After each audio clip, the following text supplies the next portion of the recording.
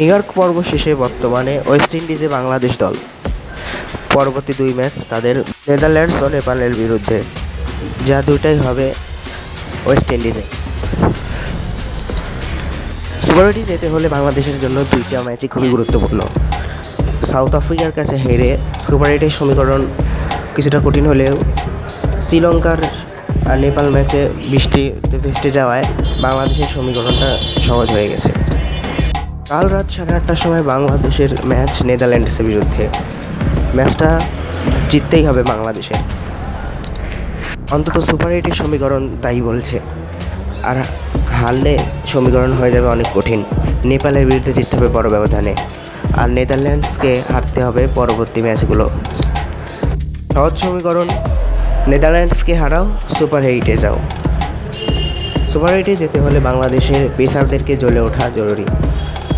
ব্যাটারিরা দায়িত্ব নিলে নেদারল্যান্ডসকে হারিয়েই সুপার 8-এ যাওয়া সম্ভব।